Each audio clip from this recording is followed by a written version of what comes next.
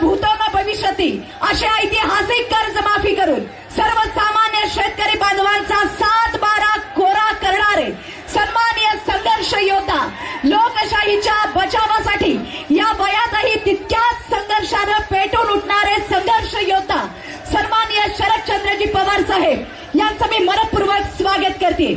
आणि या निमित्तानं सन्माननीय धाराशिवचे खासदार सन्माननीय ओमराजे निंबाळकर या नगरीचा ढाढ आवाज यांचंही आगमन इथं झालेलं सन्माननीय ओमराजेंचंही मी सन्मानपूर्वक स्वागत करते। आणि ज्यांच्या प्रचारार्थ या जाहीर प्रचार सभेला आपण सुरुवात करतोय असे आपल्या सर्वांचे या भागाचे फिक्स आमदार सन्माननीय राहुल भैया मोठे साहेब, जोरदार टाळ्यांनी आपण राहुल भैया मोठे साहेबांचं स्वागत इथे करूयात। आणि भैयांसोबत उपस्थित असलेल्या सगळ्याच महाविकास आघाडीच्या प्रेमींचं मी मनपूर्वक इथं स्वागत करते। आणि या निमित्तानं उपस्थित असलेल्या सगळ्या मान्यवरांचं मी स्वागत करताना विनंती करते, सन्माननीय उद्धव बाळासाहेब ठाकरे गटाचे जिल्हा प्रमुख सन्माननीय रणजितजी ज्ञानेश्वर पाटील साहेब यांनी या प्रसंगी आपलं मनोगत इथं व्यक्त करावं। सन्माननीय महाराजांना विनंती, आपण कृपया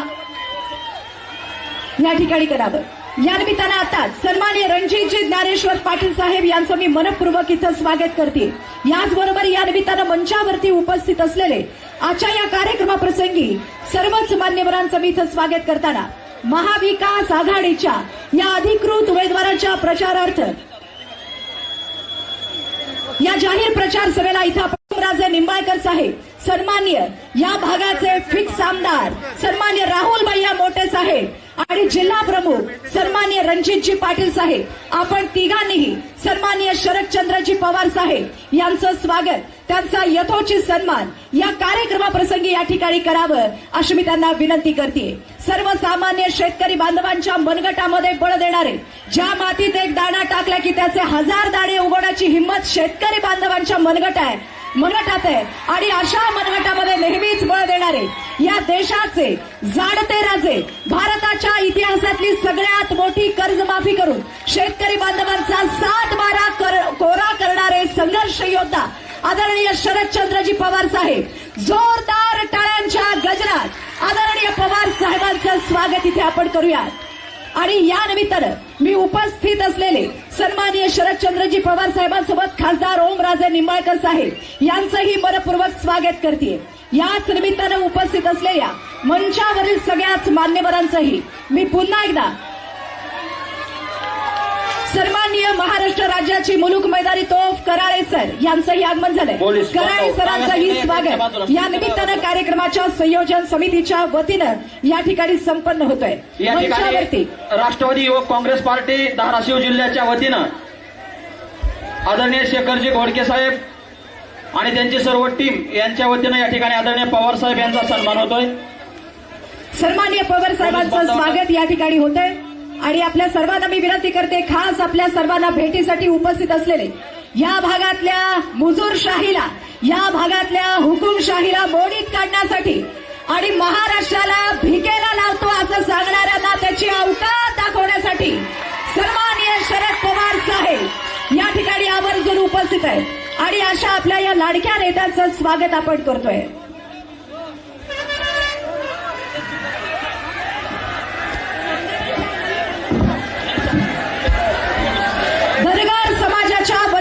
सन्माननीय पवार साहेबांचा यथोचित सन्मान इथं होतोय।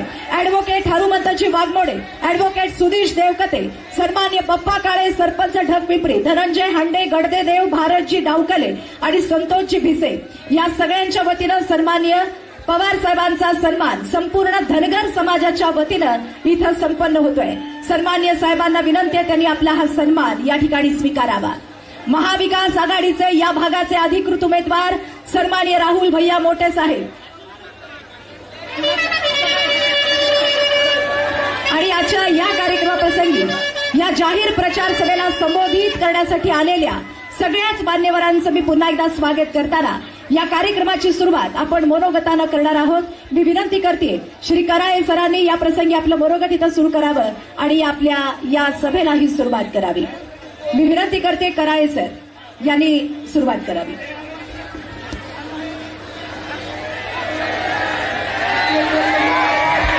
हे बघा, या बाजूला कोणीही थांबू नका. मी पुन्हा पुन्हा हात जोडून विनंती करते.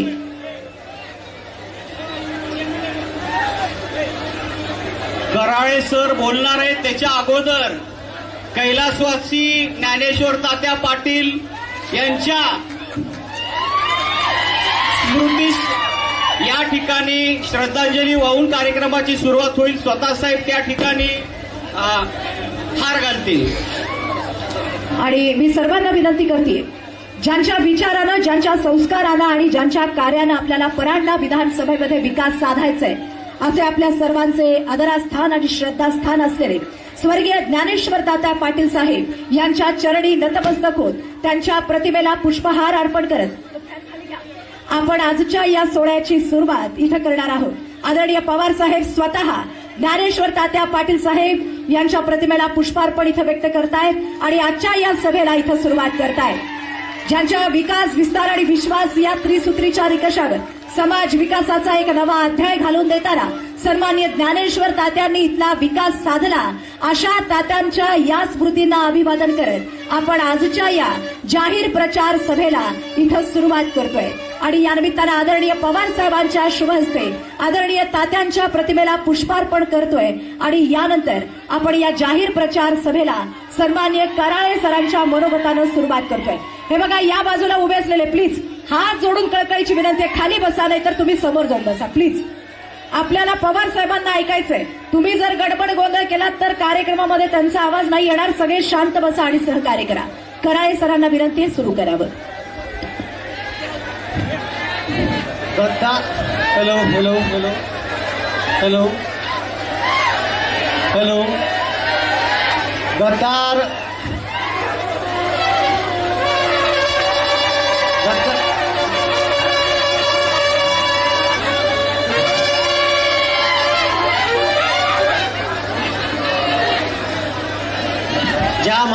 ज्या माय माऊलीच्या उदरात या स्वराज्याचा सूर्य जन्मला, अशा राजमाता राष्ट्रमाता जिजाऊ, स्वराज्याचे संस्थापक छत्रपती शिवाजी महाराज.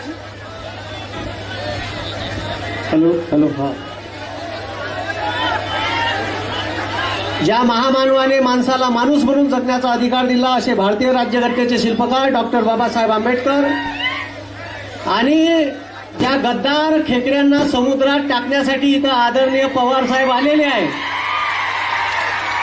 जे गद्दार सुरत मार्ग गुवाहाटी गेले आणि गोवा मार्ग येऊन सरकार स्थापन केलं आणि त्यांना त्यांची जागा दाखवण्यासाठी आदरणीय पवार साहेब राहुल भैयांच्या प्रचारार्थ इथे आलेले आहे. त्यासोबत आपल्या मतदारसंघाचे आदरणीय खासदार ओमराजे निंबाळकर आणि तुम्हा सर्व तमाम इथे जमलेले महाविकास आघाडीचे नेते, पदाधिकारी आणि जमलेल्या सर्व जनतेला मी आदरपूर्वक नमस्कार करतो. साहेब, इथे आल्यावर मला असं कळलं आणि मी इथं रस्ते वगैरे पाहिले, अख्खा धिंगाणा या मराठवाड्यातील प्रत्येक तालुक्यात या गद्दारांनी करून ठेवला आहे. आणि स्वतः आरोग्यमंत्री असून एकही दवाखाना इथं आणला नाही असे इथले स्थानिक लोक सांगून राहिले. त्याच्यानंतर इथं राहुल भैयाच्या वडिलांनी शीना कोळेगाव प्रकल्पाची पायाभरणी केली, संगमनेरचा प्रकल्प पूर्ण केला, अनाळा उपसा सिंचन प्रकल्प केला, 33 केवीचे वीज प्रकल्प केले. या सर्वाचा फायदा आपल्या मतदारसंघात राहुल भैयाच्या माध्यमातून झाला. पण मागच्या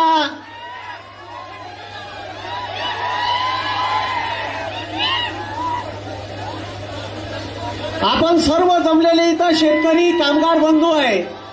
इथं या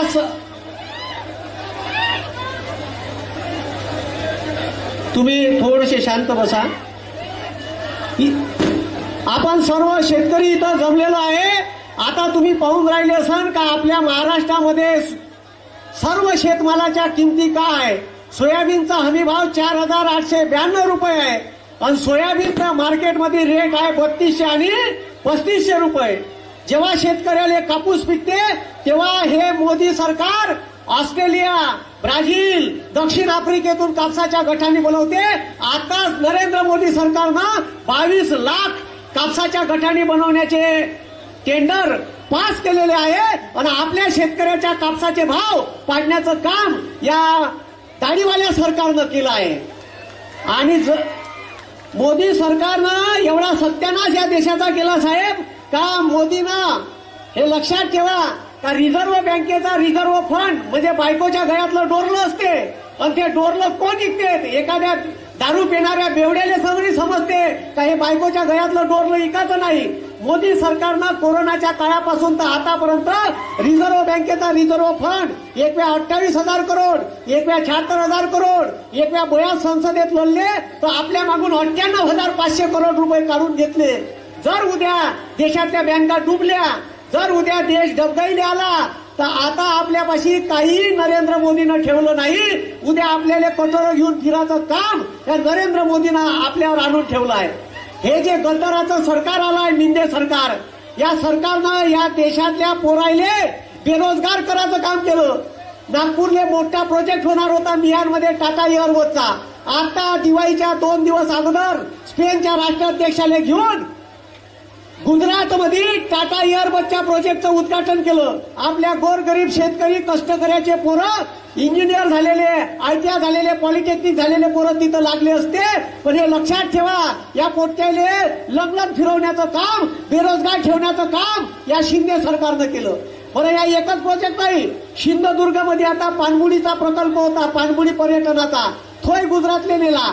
त्याच्यानंतर तुम्हाला सांगतो वेदांता फॉक्सकॉन नावाची मोठी company share market, Vedanta Foxconn नावाची मोठी कंपनी जे सेमी कंडक्टर बनवते ते कंपनी 1,76,000 करोडची महाराष्ट्रात होणार होती.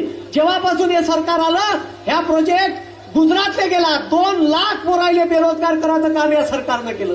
आमच्या लाडक्या बहिणी आहे इथं, या लाडक्या बहिणीले 1,500 रुपये द्यायचे कबूल केलं. आता तुम्हाला सांगतो या लाडक्या बहिणीचे 1,500 रुपये सरकार कवा काढून घेईन याचा काही नेम नाही. आणि लाडक्या बहिणीले 1,500 रुपये दिले. नरेंद्र मोदींना 2014 सांगितलं होतं मी स्विस बँकेतून ब्लॅक मनी आणीन 100 दिवसात. घंट्या नाही आणला, एकही रुपया आणला नाही. आणि 15 लाख प्रत्येकाच्या अकाउंटवर येईन म्हणे. किती लाख? 15 लाख. आमच्या लाडक्या बहिणीले तुम्हाला 15 लाखावरून 1,500 रुपयावर आणलं ना. पण आता हे 1,500 रुपये जे तुम्हाला दिले तर हे कवाई वापस मागू शकते त्याचं उदाहरण मी आहे. अशीच एक नरेंद्र मोदीने एक योजना चालू केली होती, शेतकरी सन्मान योजना. शेतकऱ्याला 6,000 रुपयाची भीक द्यायची. दिवाळीचा किराणा नाही होत 6,000 रुपयात, लक्षात ठेवा. यानं 6,000 रुपये दिले आणि आपल्या फवाऱ्याच्या औषधावर 18% जीएसटी लावला, खतावर 5% जीएसटी लावला. 1 लाखाचं जर फवाऱ्याचं औषध घेतो तर 1,18,000 रुपये द्या लागते. 18,000 रुपयाचा गल्लुऱ्या नरेंद्र मोदीनं काढून घेतला. हे लक्षात ठेवा. आता जर तुम्हाला 18,000 रुपये निव्वळ टॅक्स भरावा लागते आणि 6,000 रुपये तुमच्या हातात ठेवते. सोयाबीनले क्विंटल मागं 1,500 रुपयाचं नुकसान आहे. किती रुपयाचं? 1,500. एका एकरात 1,500 रुपये 8 क्विंटल सोयाबीन पिकते. 15×8 12,000 रुपये एका एकरा मागं तुमचं नुकसान हे मोदी सरकार करत आहे. म्हणून येणाऱ्या काळात एवढं लक्षात ठेवा का आपल्याला जर काही बदल करायचा असन, आपल्याला डबल शेपून घ्यायची नसन तर येणाऱ्या निवडणुकीत राहुल भैयांना जास्तीत जास्त मतानं विजयी करायचा आहे. आणि हे जे इथं गद्दार आलेले आहे या गद्दारांनी इथं शेतकऱ्याचा अपमान केला. शेतकऱ्याला यायनं काहीच नाही केलं. ठीक आहे. हे जे तानाजी सावंत आहे यायनं या शेतकऱ्याला 5 किलो साखर दिली, पण साखर कारखान्यात ऊसाचं माप, ठीक आहे, ऊसाचं माप तोडून तुम्हाला 5 किलो साखर वाटली. याच्यावर तर यायनं काही केलं नाही. त्याच्यानंतर शेतकरी सन्मान योजना चालू केली तर माया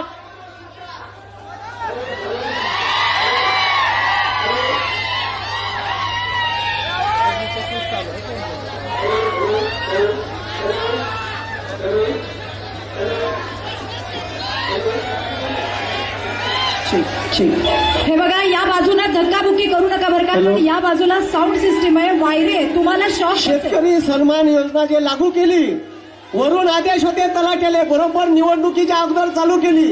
आणि निवडणुकीच्या अगोदर अशा योजना चालू करतात का तुम्हाला पैसे टाकायचे आणि तुमचे मत 5 वर्षासाठी घ्यायचे. मग हे सरकार तुम्हाला गोलगोल फिरवाचं काम करते.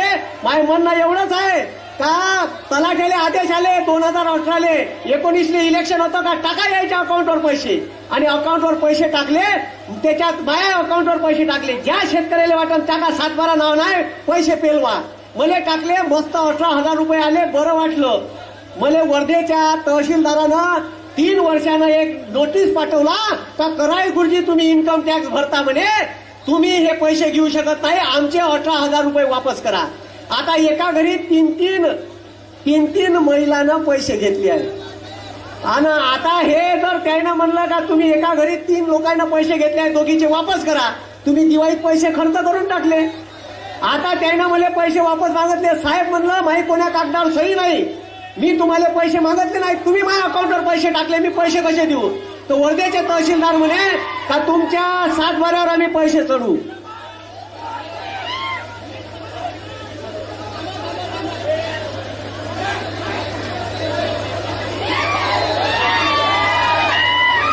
तर माझं म्हणणं एवढंच आहे का येणाऱ्या निवडणुकीत राहुल भैयाला जास्तीत जास्त मतानं विजयी करा आणि तुतारी या चिन्हासमोरचं बटन दाबून त्यांना जास्त लीड निवडून द्या. रामकृष्ण हरी, रामकृष्ण हरी. धन्यवाद. सन्माननीय कराळे सरांचे मनपूर्वक आभार व्यक्त करतील. आणि यानंतर संपूर्ण धनगर समाजाच्या वतीनं पवार साहेबांचा यथोचित सन्मान मानाची काठी घोंगडं देऊन या ठिकाणी संपन्न होतोय. अॅडव्होकेट हनुमंत वाघमोडे, अॅडव्होकेट सुजित देवकते, बप्पा काळे, सरपंच धनंजयजी हांडे, गडदे देव, श्री भारत डावकले, संतोषजी भिसे, मारुती मासाळ, माजी जिल्हा परिषद सदस्य आणि आरडी सुळे यांच्या शुभ हस्ते हा सन्मान होतोय. आणि आज या प्रसंगी परांडा विधानसभा मतदारसंघातील अखंड धनगर समाजाच्या वतीनं सन्मान्य राहुल भैया मोटे यांना या ठिकाणी पाठिंबा देण्यात येतोय. एकदा जोरदार टाळ्यांच्या गजरामध्ये आपण त्यांचे आभार व्यक्त करूया. धनगराच्या समाजाच्या या लेखी सक्षणाताई सलगर मंचावरती उपस्थित आहेत. मी त्यांच्या उपस्थितीमध्ये हा सन्मान होतोय. बोला येळकोट येळकोट. यानंतर डोकेवाडीचे बाळासाहेबजी खरवडे यांचा पक्ष प्रवेश इथं होतोय. सन्मान्य रविदादा पवार, चंद्रकांतजी डोके, सन्मान्य ज्ञानदेवजी पवार या सर्वांचा पक्ष प्रवेश आज या महाविकास आघाडीमध्ये इथं होतोय. याचबरोबर माजी सरपंच असलेले रविदादा पवार, उपसरपंच बाळासाहेब खरवडे, याचबरोबर चेअरमन ज्ञानदेवजी पवार, वंचित बहुजन आघाडी जिल्हा समन्वयक श्री संभाजी वामन इसगज यांचाही पक्ष प्रवेश इथं होतोय. याचबरोबर विद्यमान ग्रामपंचायत सदस्य सन्माननीय अमोल कचरू भोसले, याचबरोबर धनंजय उत्तम थोरात, आनंदजी पालवे, अनिकेत थोरात आणि अभिषेकजी धनंजय थोरात या सर्वांचा पक्ष प्रवेश आजच्या या जाहीर प्रचार सभेप्रसंगी इथं संपन्न होतोय. मी उपस्थित असलेल्या आणि पक्ष प्रवेश करणाऱ्या या सर्वांचं या परिवारामध्ये मी मनपूर्वक स्वागत करते. आणि आमदार राहुल भैया मोटे साहेब यांच्या उपस्थितीमध्ये हे सर्वांचा पक्ष प्रवेश इथं घेत आहेत. मी सर्वांचं पुन्हा एकदा इथं स्वागत करते. आणि यानंतर मंचावरती उपस्थित असलेल्या मान्यवरांचं मनोगत आपण पुन्हा एकदा ऐकतोय. या निमित्तानं उपस्थित असलेले शिवसेनेचे तालुका प्रमुख सन्मान्य मेघराज दादा पाटील साहेब यांना मी विनंती, पण त्याच्या आधी आपल्या सर्वांशी संवाद साधतायत जिल्हा प्रमुख शिवसेना या भागाचे लोकप्रिय असं युवा नेतृत्व सन्मान्य रणजित दादा ज्ञानेश्वर तात्या पाटील. मी सन्मान्य रणजित दादांना विनंती करते त्यांनी या प्रसंगी मनोगत व्यक्त करावं.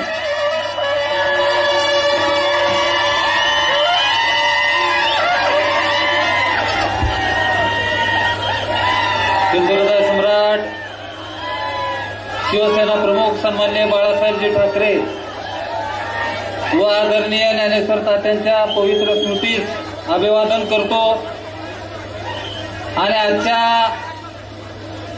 या विजयी सभेला उपस्थित असलेले सबंध महाराष्ट्रातील लाडकं नेतृत्व सन्मान्य पवारसाहेब, या धाराशिव जिल्ह्याचे लोकप्रिय खासदार सन्मान्य ओमदादा निंबाळकर साहेब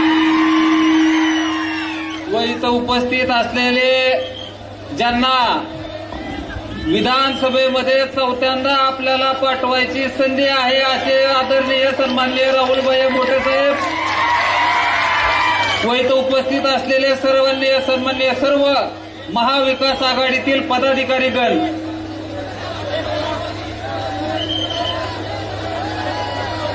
आज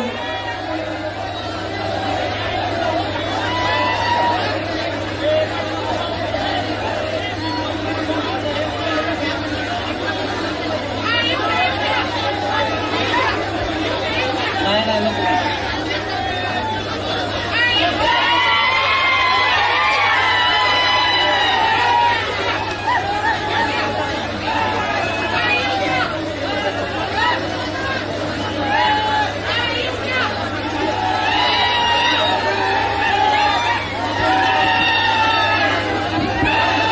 लक्षात घ्या, पवार साहेबांना प्रोटोकॉल असल्यामुळं तुम्ही इथं येऊ शकणार नाही. तर आहे तिथूनच शांतपणे ऐका, गोंधळ करू नका, शांत चित्तानं ऐका. तर या ठिकाणी सन्माननीय पक्षप्रमुख उद्धवजी ठाकरे साहेबांनी उमेदवारी जाहीर केल्यानंतर त्याच्या 2 दिवसानंतरच सन्माननीय राहुलभाई यांची उमेदवारी या ठिकाणी जाहीर झाली होती. परंतु जो काही एक 3-4 दिवसाचा कालावधी त्याच्यामध्ये गेल्यानंतर आमची बैठक झाली आणि त्या बैठकीत आम्ही तो सर्वस्वी निर्णय जो आहे तो पक्षश्रेष्ठीवरती सोडून दिला. कारण की गेल्या 4 तारखेला मला 2:20 सन्माननीय उद्धवजी ठाकरे साहेबांचा फोन आला आणि सांगितलं की आपल्याला महाविकास आघाडीतून ही जागा राहुलभाई याला सुटते. परंतु त्या परिस्थितीत मी भूमकडे जात असताना मला भरपूर जणांचे फोन येत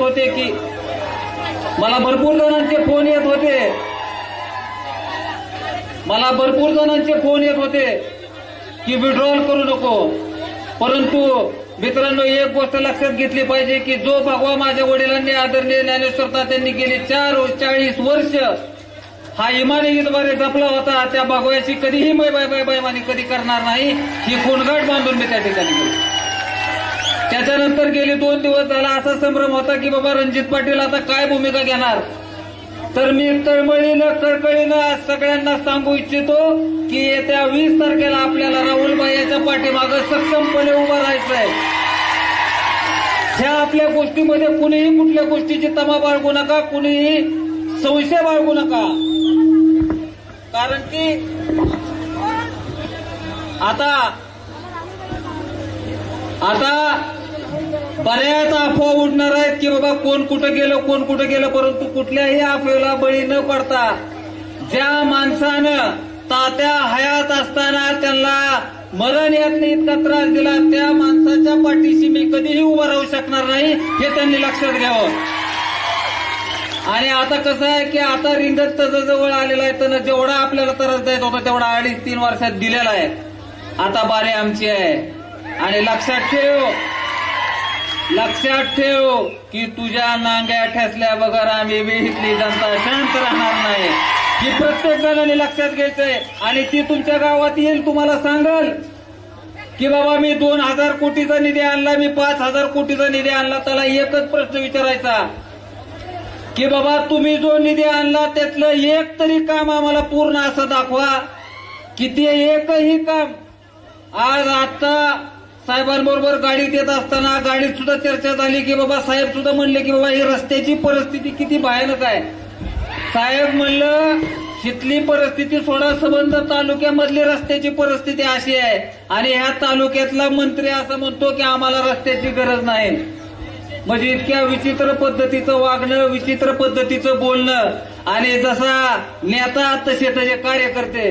मी साहेब तुम्हाला आवर्जून सांगू इच्छितो की काल एक आपले काँग्रेस आयचे तालुकाध्यक्ष नुरुद्दीन चौधरी यांच्या घरावरती ते उपस्थित नसताना इथल्या तालुक्यातील शहरातील एका पुढाऱ्याकडून हल्ला करण्यात आला. कशामुळे हल्ला करण्यात आला तर त्याच्या बाबतीत त्यांनी वक्तव्य केलं, आता मी तुला सुट्टी देणार नाही, तू माझ्या अंगावर ये, मी तुला शिंगावर घेतल्या बघा राहणार नाही.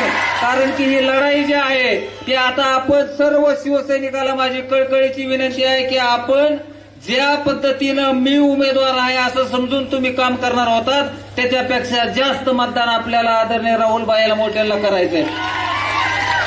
कारण की लक्षात घ्या, ही गेली आपण 5 वर्ष झालं घोकत आलेलोय की ही माड्याचं पार्सल माड्याला पाठवायचं. त्याच्यामुळं ही माड्याचं पार्सल आपण जवळ माड्याला पाठवित नाही आणि असा हाबाडा देऊन पाठवायचं की पुन्हा हानीबगरतच इकडे यायची तलप नाही झाली पाहिजे.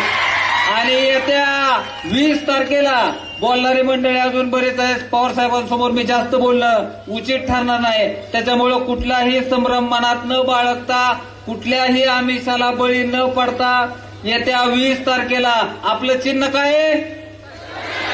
काय चिन्ह आहे आपलं? येत्या 20 तारखेला कुठल्याही आमिषाला बळी न पडता 4 नंबरच्या अनुक्रमांकाचं बटन सन्माननीय राहुलभाई मोठे साहेबांचं आहे. त्या तुतारी समोरचं बटन दाबून 23 तारखेला ह्या खेकड्याला बुक्का लावल्या बगर तुम्ही शांत राहू नका एवढी तुम्हाला विनंती करतो आणि इथं थांबतो. जय हिंद, जय महाराष्ट्र. गद्दारांना अवकात दाखवणारं भाषण सन्माननीय रणजित दादांनी दिलं, त्यांचे आभार. आणि या भागाचे फिक्स आमदार सन्माननीय राहुल भैया मोठे साहेब, जोरदार टाळ्यांच्या गजरात आपण इथे पाठबळ देऊया. आजच्या कार्यक्रमाचे अध्यक्ष, आपल्या सर्वांचे मार्गदर्शक आदरणीय शरदचंद्रजी पवार साहेब, या कार्यक्रमाला उपस्थित असणारे, ज्यांना समोरच्या जनतेनं 81,000 निवडून दिलं ते ओमराजे निंबाळकर साहेब, रणजितदादा पाटील साहेब, काँग्रेसचे वाघमोडे साहेब, मंचकावर असणारे राष्ट्रवादी काँग्रेस, शिवसेना आणि काँग्रेसचे सर्व नेते मंडळी, वेळ खूप झालेला आहे. जास्त वेळ मी आपला या ठिकाणी घेणार आहे. साहेब एका दिवसात 5-5 सभा घेत आहेत. आपल्याला त्यांचं मनोगत या ठिकाणी ऐकायचंय, परंतु एक शिस्त आपण या ठिकाणी पाळणं गरजेचं आहे की साहेब काय बोलतायत ते ऐकण्यासाठी आपण शांत राहणं गरजेचं आहे. डावीकडं आणि उजवीकडच्या तरुणांचा उत्साह आहे, त्याच्याबद्दल मला आदर आहे. परंतु आपण एकही शब्द न बोलता फक्त साहेबांचं भाषण आपल्याला ऐकायचंय, ओमदादाचं भाषण ऐकायचंय. शांततेत थोडं घ्या. आपली सभा माझ्यानंतर ओमदादा बोलणार आहेत आणि नंतर साहेब बोलणार आहेत. अर्धा तासाच्या नंतर ही सभा संपणार आहे. फक्त शांत बसून आपण घ्या, कारण साहेबांनी मला आदेश दिलेला आहे की बाबा शांततेत सभा झालं म्हणजे शेवटच्या माणसापर्यंत सुद्धा ऐकू जाणार आहे. सुरुवातीला या कार्यक्रमाच्या माध्यमातून मी रणजितदादा पाटील यांचं मनपूर्वक आभार मानतो की त्यांनी त्यांच्या पक्षाचा एबी फॉर्म मिळाला असताना सुद्धा शेवटच्या 3 मिनिटांमध्ये त्यांनी फॉर्म काढला आणि पक्षनिष्ठा काय असते हे दाखवून दिलं. ओमदादांनी आम्हाला त्यांना बोलवलं. भविष्यामध्ये राष्ट्रवादी काँग्रेस, शिवसेना आणि काँग्रेस कशा पद्धतीनं वाटचाल करणार ह्याच्याबद्दलची मीटिंग आमची त्या ठिकाणी झाली आणि रणजितदादाला सुद्धा पक्षनिष्ठेबद्दल भविष्यामध्ये त्यांचे नेते मंडळी योग्य तो न्याय दिल्याशिवाय राहणार नाहीत ही खात्री ओमदादांनी या ठिकाणी आपल्याला दिलेली आहे. आपल्या मतदारसंघाचा सर्वात महत्वाचा प्रश्न आहे तो पाण्याचा. मागच्या 15 वर्षाच्या कालावधीमध्ये आदरणीय पवार साहेबांच्या माध्यमातून माझे वडील कैलासवासी महारुद्र बोटे बाप्पा यांच्या माध्यमातून सीना कोळेगाव धरणाचं भूमिपूजन झालं आणि मी आमदार असताना त्या ठिकाणी जलपूजनाचा कार्यक्रम घेतला. अशी अनेक साठवण तलाव आपल्या मतदारसंघामध्ये आपण केलीत, अनेक एमईसीबा केलेल्या आहेत आणि म्हणून सिंचन क्षेत्र आपलं या ठिकाणी वाढलेलं आहे. मधल्या कालावधीमध्ये ज्ञानेश्वर तात्या पाटील होते, त्यांच्या कालावधीमध्ये काही सिंचन क्षेत्र झालं. मतदारसंघातल्या सर्व नेत्या मंडळीच्या सहकार्यामुळे सिंचन क्षेत्र आपलं वाढलेलं आहे आणि आज ऊसाचं पेमेंट वर्षाला 500 कोटी रुपये आपल्या मतदारसंघात येतात. ही सिंचनाची आपली कमाल आहे आणि ह्याची सुरुवात आदरणीय पवार साहेबांच्या माध्यमातून झालेली आहे. हा झाला एक टप्पा. दुसरा टप्पा उजनी धरणातलं पाणी सीना कोळेगाव मध्ये आणण्याचं टेंडर आपण आमदार असताना आपल्या सरकारच्या वेळेस केलेलं होतं. परंतु 20% काम राहिलेलं असताना आपण निवडून दिलेल्या आमदारांनी हे पाणी आपल्या मतदारसंघामध्ये आणलेलं नाही. त्याचा कधी न भरून निघणारा तोटा आपल्या शेतकऱ्यांना या ठिकाणी झालेला आहे. निवडून यायच्या अगोदर इलेक्शन चालू असतानाच त्यांनी सांगितलं हिंगणगावला पाणी आणलं. आलं का हिंगणगावला पाणी?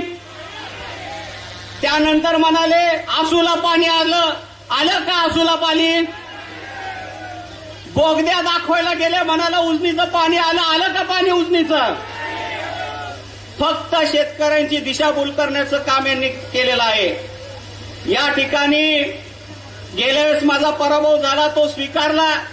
5 वर्ष आपण लोकांच्या संपर्कात राहिलो, विरोधी पक्षाचं काम केलं. पीक विमा असेल, दुधाचा दरभाव असेल, ह्याच्याबद्दल आंदोलनं केली आणि आपण लोकांच्या संपर्कात राहिलो. इलेक्शनच्या अगोदर आपण संवाद दौरा सुरू केला. 4 ते महिन्यामध्ये आपण जवळजवळ मतदारसंघाचे 2 राऊंड घेतले आणि अतिशय चांगला प्रतिसाद संवाद दौऱ्याला आपल्याला या ठिकाणी मिळाला.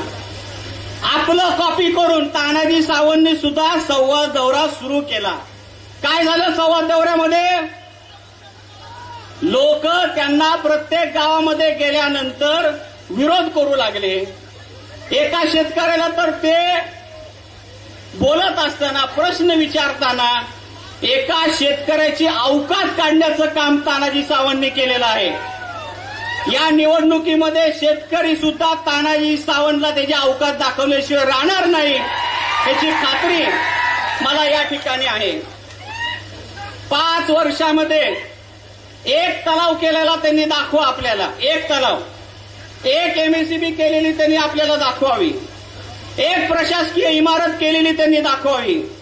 ज्या खात्याचे ते आरोग्य मंत्री आहेत त्या खात्याचं दवाखाना सुरू करून डॉक्टर्स पेशंटला त्या ठिकाणी सेवा देतात असं 1 दवाखाना दाखवावा आणि 1 लाख मिळवावा असं मी तुम्हाला आव्हान या ठिकाणी करतो.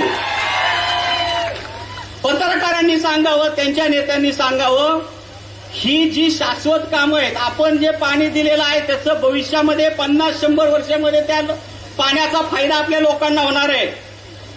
तानाजी सावंतनी काय केलं? इलेक्शन लागल्यावर आता साड्या वाटल्या, साखर वाटली, मुरुम टाकला. या ठिकाणी तानाजी सावंत साखर वाटू शकतो. या ठिकाणी तानाजी सावंत तुम्हाला साखर देऊ शकतो, बचत गटाला पैसे देऊ शकतो. परंतु तानाजी सावंत आपल्या मतदारसंघाला पाणी देऊ शकत नाही. पाणी फक्त राहुल मोठे आणि महाविकास आघाडीच या ठिकाणी आपल्या मतदारसंघाला पाणी देऊ शकते. महाविकास आघाडीमध्ये ओमदादा आहेत, रणजितदादा पाटील आहेत, आदरणीय पवार साहेबांचा आशीर्वाद आहेत. येणाऱ्या काळामध्ये उजनी धरणातलं पाणी 100% आपल्या मतदारसंघामध्ये आणण्याचा शब्द मी तुम्हाला या कार्यक्रमाच्या निमित्तानं देतो. हे करत असताना मराठा आरक्षणाच्या संदर्भात आपण प्रत्येक वेळेस आपली भूमिका घेतली. मी आमदार असताना मराठा समाजाचा प्रश्न अधिवेशनामध्ये मांडला. फक्त मराठा समाजा नाही तर धनगर समाजाचा सुद्धा प्रश्न मी अधिवेशनामध्ये मांडला आणि आपल्या मतदारसंघामध्ये सर्व जाती धर्माला बरोबर घेऊन जाण्याचं काम आपण 15 वर्षामध्ये केलं. 15 वर्षामध्ये आपला इतिहास आहे. गुन्हा गोविंदांना आपण या ठिकाणी एकत्रितरित्या काम करत होतो. काल दादानी सांगितलं की आपल्या नुरुद्दीन चौधरीला मला सुद्धा 11:30 वाजता फोन आला, दगडं टाकतायत. 1 भाषण केलं तर ह्यांना एवढं जमलं. अजून तर निवडणूक बाकी आहे. मला या ठिकाणी सांगायचंय, कुणाचीही दादागिरी आपण खपवून घेणार नाही. त्याला जशास तसं उत्तर आपल्याकडून मिळेल हे मी तुम्हाला या कार्यक्रमाच्या निमित्तानं सांगू इच्छितो. आपल्या मतदारसंघाची 15 वर्षामध्ये कसं वाटचाल होती? मी आणि तात्या एकमेकाच्या विरोधात उभा होतो, भाषणं करायचो. खालच्या लेवलनी आम्ही कधी त्या ठिकाणी एकमेकावर टीका केली नाही.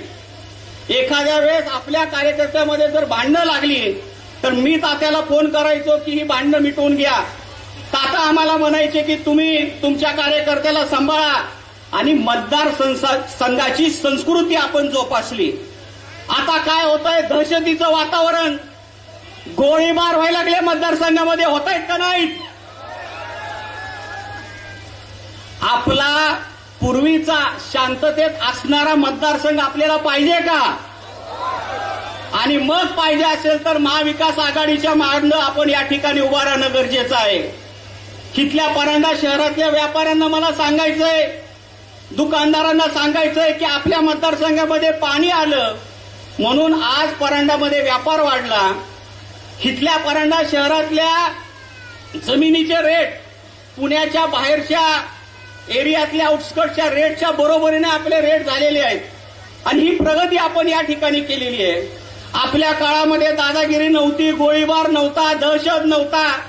आणि हे जर असं जर सुरू झालं तर भविष्यामध्ये हिथं जर कुणी जमा विकत घेतली, प्लॉटिंग पाडलं तर त्याच्यामध्ये हिस्सा मागितला जाईल अशी भीती या ठिकाणी निर्माण झालेली आहे. आणि म्हणून पवार साहेब असताना, ओमदादा असताना मी जास्त या ठिकाणी बोलणार नाही. आपली ही लढाई आपल्याला लढायची आहे. आणि ही लढाई कुणाच्या विरोधात आहे? आपली ही लढाई महाराष्ट्राला भिकारी बनवेन म्हणणाऱ्या माणसाच्या विरोधात आपली लढाई आहे. आपली लढाई मराठ्यांच्या आरक्षणाची खास काढणाऱ्या माणसाच्या विरोधात आपली लढाई आहे.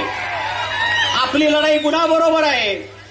आपली लढाई मनोजदादा जरांगे पाटील यांना एकेरी शब्दात बोलणाऱ्या माणसाच्या विरोधात आपली लढाई आहे. आणि सगळ्यात महत्वाचं म्हणजे आपली लढाई गद्दार खेकड्याच्या विरोधात आहे. हे आपण या ठिकाणी समजून घेण्याची गरज आहे. पवार साहेब नसताना परत एकदा प्रत्येक वेळेस मी भाषण केले, त्यामुळे मी जास्त लांबलचक या ठिकाणी बोलणार नाही. इथं काँग्रेसची मंडळी आहेत, शिवसेनेची मंडळी आहेत, राष्ट्रवादीची आहेत. या ठिकाणी महाविकास आघाडीचा उमेदवार म्हणून मी शब्द देतो. या तिन्ही पक्षाला बरोबर घेऊन जाण्याचा शब्द मी तुम्हाला या कार्यक्रमाच्या निमित्तानं देतो.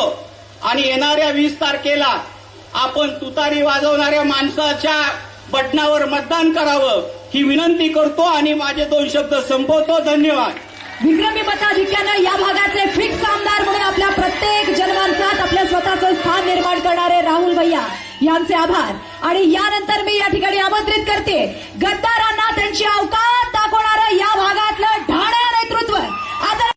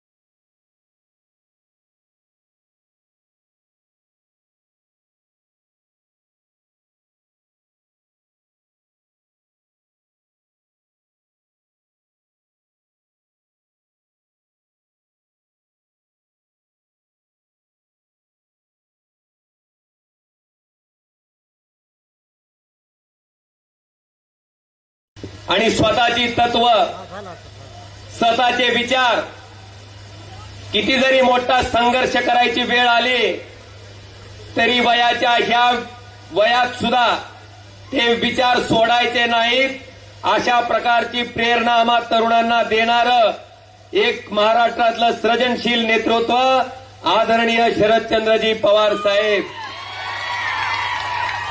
या ठिकाणी मंचावर उपस्थित असलेले शिवसेनेचे जिल्हा प्रमुख कैलासवासी ज्ञानेश्वर तात्या पाटील यांचे चिरंजीव आणि बांधवांनो, माझं संबोधन सुरू करण्यापूर्वी आदरणीय तात्यांना सुद्धा मी विनम्र असं अभिवादन करतो. त्यांचे चिरंजीव ज्या ज्ञानेश्वर तात्यांनी 1995 पासून शिवसेनेचा भगवा जो खांद्यावर घेतलाय, तो स्वतःच्या अंगात रक्ताचा शेवटचा थेंब होता, तोपर्यंत तो भगवा त्या ठिकाणी खाली पडू दिला नाही. निष्ठा काय असते, शिवसैनिक कसा असतो, याचं उदाहरण ज्या तात्यांनी पूर्ण महाराष्ट्राला दिलं, त्याच तात्यांच्या पावलावर पाऊल टाकून रणजितनं शिवसेनेचा एबी फॉर्म असताना सुद्धा पक्षप्रमुख उद्धवजी ठाकरे साहेबाचा आदेश आल्याच्या नंतर रणजित परंड्याला होता. बांधवानो, 150-140च्या स्पीडनं जाऊन रणजितनं शेवटचे 2 मिनिटे शिल्लक असताना तो एबी फॉर्म काढला. मला अभिमान आहे की आज रणजित पाटील आमचे जिल्हा प्रमुख आहेत, मंचावर उपस्थित असलेले. आणि भैया, तुम्ही आता 100% चौकार मारणार आहेत, तुम्ही बिलकुल काळजी करायचं काही कारण नाही. आणि साहेब, माझी तुम्हाला विनंती असणार आहे की एका बाजूला महाराष्ट्रात गद्दारीच्या राजकारणानं पोखरलंय, स्वतःच्या स्वार्थासाठी, स्वतःच्या पदासाठी माणसं त्या ठिकाणी 40-40 वर्षाचे पक्ष मोडून त्या ठिकाणी पळून जात आहेत. कोण खोक्याच्या आमिषाला बघून पळून जाते, कोण ईडी सीबीआयच्या भीतीला बघून पळून जाते. पण तशा प्रतिकूल परिस्थितीतही राहुल भैयांनी आपली साथ सोडली नाही साहेब. प्रामाणिकपणे, इमानदारीनं त्या ठिकाणी पवार साहेबांशी प्रामाणिक राहून त्यांच्या पाठीमागं खंबीरपणे उभा राहायचं काम राहुल भैयांनी केलंय. आणि भैया, ही प्रामाणिकपणा, ही निष्ठा, ही जनता 20 तारखेच्या मतदारातून दाखवून देईल की गद्दार काय असते आणि खुद्दार काय असते, हे येणाऱ्या 23 तारखेच्या निकालातून आपल्याला त्या ठिकाणी दिसून येईल. बांधवानो, आपण बघताय मागच्या 2.5 वर्षापासून महाराष्ट्रातलं राजकारण. आता मला सांगा, खरी शिवसेना कुणाची हो?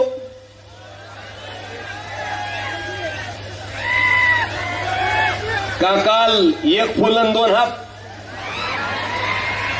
आणि म्हणून, आणि खरं म्हणजे साहेब, काल का परवा सभा झाली, बघितली का नाही साहेब? मोदींच्या सभेत टेलिप्रॉम्प्टर असते, आम्ही बघितलं होतं.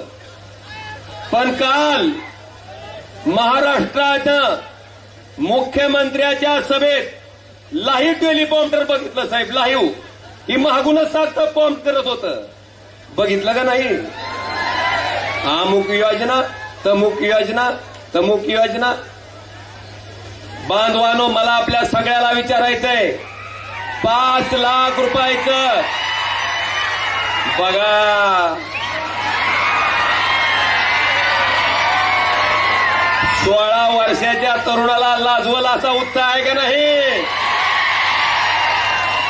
मला वाटतंय महाराष्ट्रातलं सुद्धा वय वाढलं असलं तरी तरुणानं आदर्श घ्यावा असं एक व्यक्तिमत्व माझ्या पाठीमागं इथं बसलंय स्टेजवर. आज बांधवाडो, मला आपल्याला सांगायचं की अतिशय हीन पातळीचं राजकारण चालू आहे. स्वतःच्या स्वार्थासाठी, स्वतःला ईडीच्या चौकशीतून वाचण्यासाठी, स्वतःच्या 50 खोक्यासाठी लोक त्या ठिकाणी फुटतायत. आज आम्हाला अभिमान आहे साहेब, आम्ही स्वाभिमानानं, अभिमानानं कुठल्याही व्यासपीठावर गेल्यावर, कोणाच्या समोर गेल्यावर सुद्धा आम्ही त्या ठिकाणी भाषण करू शकतो. कारण 50 खोके घेऊन जर कुणी गद्दारी केली असती तर इथं बारकं बसलेलं शेंबडं पोरगं सुद्धा म्हणलं असतं, काय मोठ्यानं भाषण करायला रे 50 खोकेवाल्या. आम्ही आमची प्रामाणिकपणा, आमचा इमानदारी आम्ही दाखवलंय, आमची निष्ठा आम्ही दाखवलंय. आणि म्हणून आज साहेब, आमच्याकडे पैशाची कमी असेल, नसेल आमच्याकडे सत्ता, पण त्या ठिकाणी नीतिमत्तेचा आणि निष्ठेचा अधिष्ठान इतक्या मोठ्या प्रमाणावर आहे साहेब की ह्या भागातल्या जनतेनं, या भागातल्या समोर बसलेल्या जनतेनं मला सारखं हिनवायचे, मोदीमुळं आला, मोदीमुळं आला. मला सासूरवासच होता, सारखा टुसण्या होत्या. मी सोनारीच्या भैरवनाथाच्या चरणी प्रार्थना केली की देवा एक ना एक दिवस अशी संधी दे की ही मोदी साहेब माझ्या विरोधात असताना जेवढ्या मतानं मी 19ला निवडून आलतो त्याच्यापेक्षा एक का होणार पण आगाव मत टाक. आणि गंमत अशी साहेब, आताच्या झालेल्या लोकसभेच्या निवडणुकीत अगदी पहाडासारखे उद्धवजी आपण त्या ठिकाणी माझ्या पाठीमागे उभे होतात. अशा वयातही माझ्यासाठी आपण तुळजापूरला त्या ठिकाणी सभा घेतली आणि इथली जनता आता मोदी बी त्यांच्याकडं, एक फुल दोन हात त्यांच्याकडंच. ह्या मतदारसंघामधले 6 पैकी 5 आमदार त्यांच्याकडंच, सत्तेची ताकद त्यांच्याकडंच, पैशाची ताकद त्यांच्याकडंच. आले का नाहीत बांधवानो गावगाव पैसे? 10-10, 20-20 लाख रुपये मतं खरेदी करण्यासाठी पाठवले. मला देशाचे पंतप्रधान नरेंद्र मोदी साहेबांना विचारायचंय की साहेब तुम्ही म्हणता ना खाऊंगा ना खाणे दूंगा, मग माझ्या लोकसभेच्या निवडणुकीत एका गावात 20-20 लाख रुपये किदरशे दूंगा. कुठून आले? आभाळातून पडले का जमिनीतून आले? हा प्रश्न मला वाटतं सामान्य माणसानं त्यांना विचारणं गरजेचं आहे.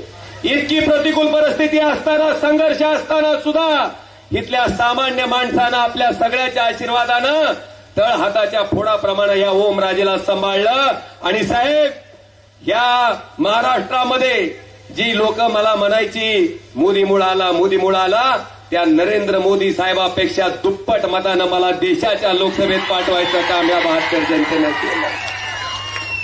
महाराष्ट्रात क्रमांक 2चं मताधिक्य मला आहे साहेब.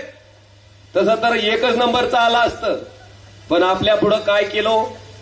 पहिल्या मशीनवर 2 नंबरला ओमराजे निंबाळकर नाव, आपलं चिन्ह मशाल. दुसऱ्या मशीनवर पण एक मंगरुळचा निंबाळकर आणून उभा केला, त्याचं चिन्ह चिमणी. ती चिमणी मशाल सारखी दिसायची साहेब. आणि त्या चिमणीनं 20,000 मतं माझी खाल्ली. ती 20,000 मतं जर आपल्याकडे आली असती तर साहेब आपल्या सगळ्याच्या आशीर्वादानं महाराष्ट्रात 1 नंबरनं निवडून आलेला खासदार लीडनं ह्या ओमराजे त्या ठिकाणी असला. साहेब आज आपल्या माध्यमातून मला एवढंच सांगायचंय की कैलासवासी ज्ञानेश्वर तात्या पाटील साहेबांनी ज्या माणसाला इथं आणलं, ज्या माणसाला हाताला धरून राजकारणाचे धडे दिले, स्वतःचे बंधू ज्या मतदारसंघातनं त्या ठिकाणी जिल्हा परिषदचे सदस्य होते, तो मतदारसंघ त्यांच्या पुतण्यासाठी दिला, निवडून आणलं, जिल्हा परिषदचं उपाध्यक्ष केलं, साहेब त्यांना आमदार केलं. त्या माणसाच्या तोंडातनं तात्या आजारी असताना जर मी लक्ष घातलं नसतं तर तुमच्या फोटोला हार पडला असता. ही जर भाषा येत असेल तर ही भाषा वापरणाऱ्या माणसाचं आपण काय केलं पाहिजे बांधवानो? काय केलं पाहिजे आपण? तात्या नेहमी म्हणायचे की मी गुलाल लावलाय, बुक्का सुद्धा कोण लावणार आहे? हे तुमच्या तुम्ही म्हणा. आता मी बघतोय जे ते आमदार येतंय प्रत्येक ही खोकेवाले सुरत मार्गे गुवाहाटीला जी पालती पडलेली ती का ती सारखी येते ती. आणि एकच गोष्ट असते, 4,000 कोटीचा निधी आणला, 5,000 कोटीचा निधी आणला. आता अरे ही 5,000 कोटी 4,000 कोटीचा निधी जर ओमराजेनं गोर्धनवाडीची जमीन विकून आणला असता तर त्यानं म्हणावं निधी आणला म्हणून. ही निधी कुणाचा आहे? 10 रुपयाचं साबण घ्यायचं म्हणलं तर 1 रुपया 80 पैसे जीएसटी आहे. 100 रुपयाचं शॅम्पू घ्यायचा म्हणलं तर 18 रुपये जीएसटी आहे. अंडरपॅन्ट चेडी घ्यायची म्हणलं तर जीएसटी आहे. माणूस वर गेल्यावर पोहोचवायच्या सामानावर सुद्धा जीएसटी आहे. तुमच्या कष्टाचे टॅक्सचे पैसे तुम्ही आम्हाला आमदार केलं, तुम्ही आम्हाला खासदार केलं, तुम्ही आमचं सरकार बनवलं, म्हणून अधिकार आले, म्हणून तुमच्यासाठी खर्च केले. तर बांधवानो ह्याच्यात उपकाराची भाषा पाहिजे का कर्तव्याची? ओमराजेनं कधीही कुठल्या कार्यक्रमाचं उद्घाटन केलं नाही, कारण तुम्ही खासदार केलं म्हणून अधिकार आला. जर नसतं केलं तर कुठून केलं असतं? पण मी बघतोय साहेब 5,000 कोटी. साहेब आता आपण आल्यापासून बघताय, परंडा शहरात फिरताय, सगळ्या तालुक्यात बोंब परंडा वाशीमध्ये अशीच परिस्थिती आहे. की गाडीत माणूस बसला की गाडीचा ड्रायव्हर मला म्हणायला लागला, काय म्हणायला लागला, गाडी सारखी अशी करते म्हणले, कमळाबाई कमळाबाई कमळाबाई कमळाबाई. अरे म्हणलं अशी का करते रे गाडी ही? नाही दादा म्हणले, ही 5,000 कोटीचा विकास जी गर्धाडात लपलाय ती खालून सारखा झटके द्यायला लागलाय म्हणला. काय विकास, आहार विकास. मला वाटतंय डोळ्यानं दिसतंय, बघितलंय आपण. जी कुठली कामं झाली बांधवानो, नगर पार्टी फाट्याच्या रस्त्याचं काम महाविकास आघाडीचं सरकार असताना त्या ठिकाणी झालंय. इकडचं काम सुद्धा महाविकास आघाडीचं सरकार असताना झालंय. त्याच्यानंतर निस्ता आम्ही कोटीच्या कोटी उड्डाणं, कोटीच्या कोटी घोषणा ऐकतोय. प्रत्यक्षात जमिनीवर मात्र 1 पैशाचाही विकास त्या ठिकाणी झालेला त्यात दिसत नाही. बांधवानो, मला आवर्जून या ठिकाणी सांगायचंय की पवार साहेब देशाचे कृषी मंत्री असताना 72,000 कोटी रुपयामध्ये देशातल्या सगळ्या शेतकऱ्याचं कर्ज माफ केलं होतं. 72,000 कोटीमध्ये. पण तुम्ही जी म्हणता का नाही, बाई और बहिणो, ह्या पटुशांनी काय केलं माहितीये का तुम्हाला? काय केलं? 16 लाख कोटीचं 22 उद्योगपतीचं कर्ज माफ केलं. 16 लाख कोटीचं. मला सांगा, 72,000 कोटीत जर देशातल्या शेतकऱ्याचं कर्ज पूर्ण माफ होत असेल तर 16 लाख कोटीमध्ये 17 वेळेस देशातल्या शेतकऱ्याचं कर्ज माफ झालं असतं. 17 वेळेस. एकदाही केलं नाही, एकदाही केलं नाही. ह्या पद्धतीनं कार्यपद्धती असणारी ही सगळी माणसं आहेत. आता यांचा ठाव ठिकाणा वेळीच ओळखा आणि ह्या गद्दारीला गाडण्यासाठी आता तुमच्या सगळ्याची इमानदारी फार महत्वाची आहे. राहणार का नाही? कडप असतोर. आता बघतोय साहेब, 2 महिन्यापासनं दुसरी कुठली योजनाच नाही. कुठली? लाडकी बहीण. का आठवली हो लाडकी बहीण? लाडक्या बहिणीला एकनाथ शिंदे साहेब तुम्ही ज्या दिवशी मुख्यमंत्री झालात त्या दिवशी जर बसल्या 1,500 रुपये लाडक्या बहिणीला द्यायला चालू केले असते, जसं उद्धव ठाकरे साहेब मुख्यमंत्री म्हणून महाविकास आघाडीच्या सरकारमध्ये बसल्याच्या नंतर त्या मीटिंगमध्ये मुख्यमंत्री झाल्या आपल्या महाराष्ट्रातल्या शेतकऱ्याचं 2 लाख रुपयाचं कर्ज त्यांनी उद्धव साहेबांनी माफ केलं होतं. बांधवानो, साहेबांनी मेळावा घेतला नाही, साहेबांनी जाहिरात केली नाही, माफ करून टाकलं. कुठली निवडणूक येते का याची वाट बघितली नाही. पण ह्या माणसाने लाडकी बहीण कधी आठवली? यांना लाडकी बहीण आठवली कधी? लोकसभेचं निबार रुमणं ह्यांच्या पाषाणात बसल्यावर यांना बहिणीची आठवण झाली. तवर बहीण आठवली नव्हती. तुम्ही जर मुख्यमंत्री झाल्या बहिणीला पैसे द्यायला चालू केले असते तर निश्चित आम्ही सुद्धा तुमचा इथं जाहीर व्यासपीठावर सत्कार केला असता. पण तुम्ही केवळ स्वतःची खुर्ची वाचवण्यासाठी हे सगळा खटाटोप चाललाय. म्हणून ही लाडकी बहीण योजना नव्हे तर लाडकी खुर्ची योजना आहे. बांधवानो, हे सुद्धा आता सामान्य माणसानं लक्षात येणं गरजेचं आहे. आणि फोन येतात का नाही? तो लाडक्या बहिणीचे पैसे मिळाले का म्हणून येतात का नाही? हा, आता मला सांगा साहेब, या लाडक्या बहिणीच्या मला वाटते काय म्हणायचं, त्या पिपाणीत पुंगी टाकायचं, पुंगीत पाणी टाकायचं काम आपण केलंय. कसं आपण जी पंचसूत्री जाहीर केली ही आता सांगायले होते 1,500चे आमचं सरकार आल्यावर आम्ही 2100 करू म्हणून सांगायलेत का नाही? पण बांधवानो, महाविकास आघाडीचं सरकार आल्याच्या नंतर त्या पंचसूत्रीप्रमाणे या लाडक्या बहिणीला जे मानधन दिलं जातंय ते महिना 3,000 रुपये त्या ठिकाणी दिलं जाणार आहे. हे सुद्धा त्या ठिकाणी लक्षात घ्या. आता ही जी 1,500ची पिपाणी कुठं वाजवी झेंडायची बनाव, ही लक्षात घ्या बांधवानो. दुसरं सगळ्यात महत्वाचं, महाविकास आघाडीचं सरकार आल्याच्या नंतर शेतकऱ्यांचं कर्ज 3 लाख रुपयापर्यंत माफ करायचा निर्णय त्या पंचसूत्रीमध्ये त्या ठिकाणी घेतला गेला. बांधवानो, जे शेतकरी रेग्युलर कर्ज भरतील त्यांच्यासाठी 50,000 रुपये सानुग्रह अनुदान. आणि सगळ्यात महत्वाचं, 5 लाख रुपयाचं तुम्ही ते आरोग्य कार्ड घेऊन गेल्यावर डॉक्टर तुम्हाला सांगते पहिल्यांदा हा आजार बसत नाही, ह्या गोळ्या बसत नाही, हे ऑपरेशन बसत नाही. मग ही कार्ड घेऊन कुठे हिंडायचे बोलले? ही अवस्था आहे त्या कार्डची. आणि हीच गोष्ट लक्षात घेऊन महाविकास आघाडीनं त्या ठिकाणी 25 लाख रुपयाचा तुमचा आरोग्य विमा त्या ठिकाणी द्यायचा निर्णय महाविकास आघाडीच्या सरकारनं घेतलाय बाजूला. फक्त मुलींच्या शिक्षण फ्री करू म्हणून घोषणा या सरकारनं केली, पण मुलींचं आणि मुलांचं दोघांचं शिक्षण घोषणा नाही तर त्या ठिकाणी मोफत द्यायचा निर्णय महाविकास आघाडीच्या पंचसूत्रीमध्ये आहे. बांधवानो, विषय बरेच आहेत, असंख्य आहेत. मला आपल्या सगळ्याला एवढंच सांगायचंय, प्रामाणिकपणे सांगायचंय की एखादा समाज जेव्हा रस्त्यावर मोठ्या प्रमाणात उतरतो, समाज रस्त्यावर उतरल्याच्या नंतर लाखो शेकडो लोक रस्त्यावर उतरल्याच्या नंतर ते आंदोलन कोणत्या का समाजाचं असना त्या समाजाचा सन्मान करणं हे लोकप्रतिनिधीचं काम आहे. साहेब, आम्ही त्या मराठा आंदोलनाचा सन्मान केला, पण काही लोक त्या ठिकाणी ह्या मराठा आंदोलकाला म्हणायचे की आमचं सरकार आल्यावर तुम्हाला मराठा आंदोलनाची खास सुटली का नाही. बांधवानो, आहे का नाही लक्षात?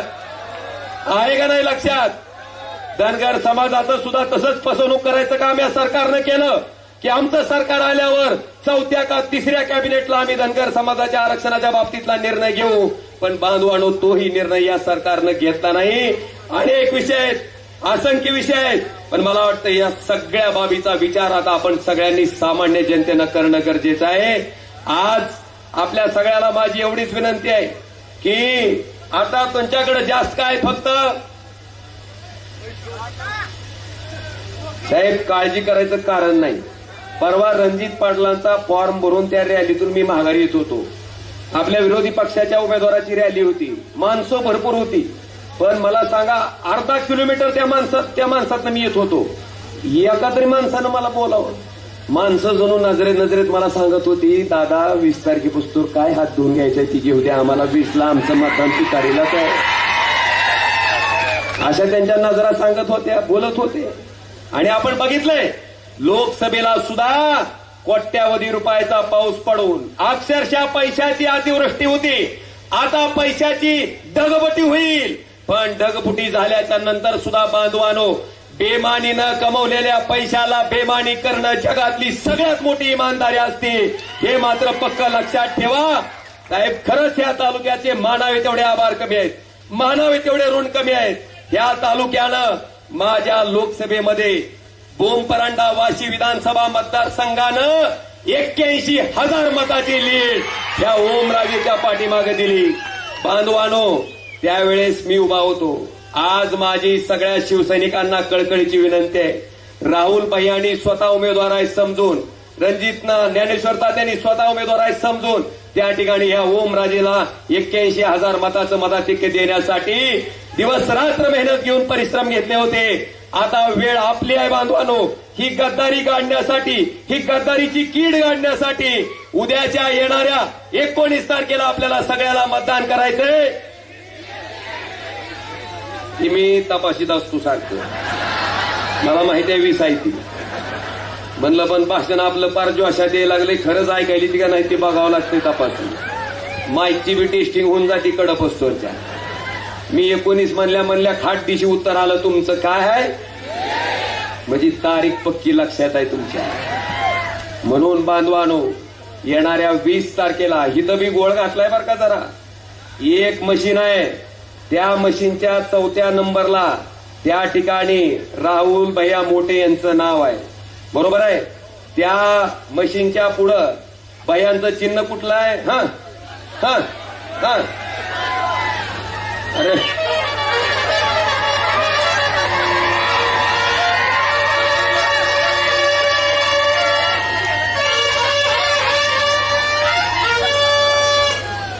अजित दादा कृपा.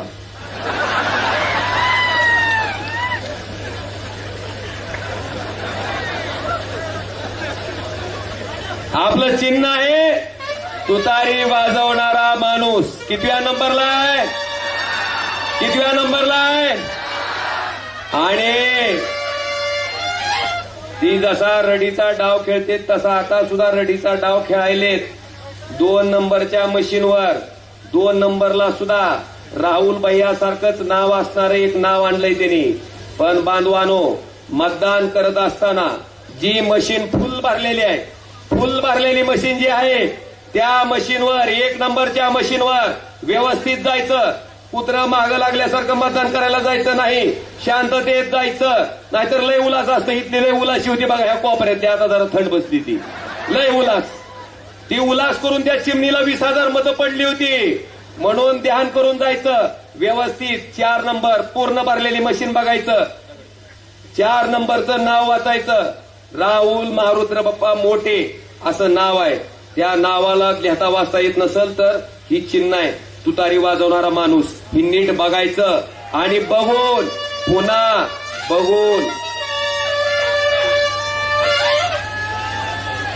त्या 4 नंबरचा मोरचं बटन दाबायचं. त्याच ठिकाणी आपण समजून जायचं की गद्दारी काढायला आपल्या एका मताचा हातभार लागलेला आहे.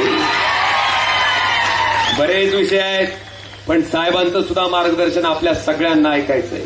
आज खरंच प्रामाणिकपणा काय असतो, लोकशाही काय असते, डॉक्टर बाबासाहेब आंबेडकरांच्या संविधानामध्ये काय शक्ती आहे, काय ताकद आहे.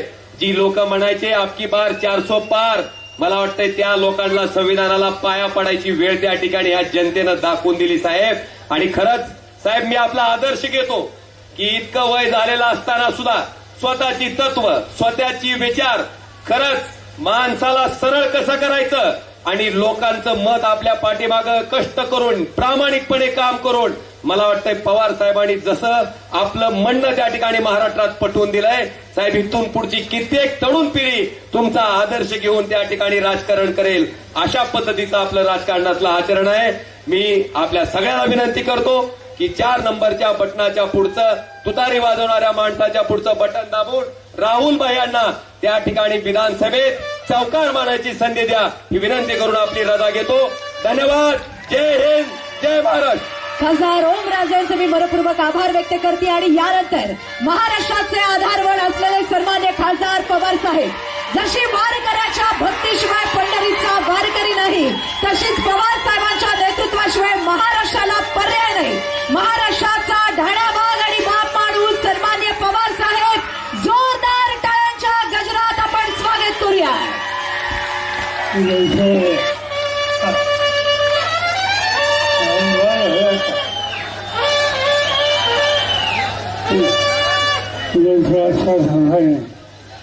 या ठिकाणी विचारायचे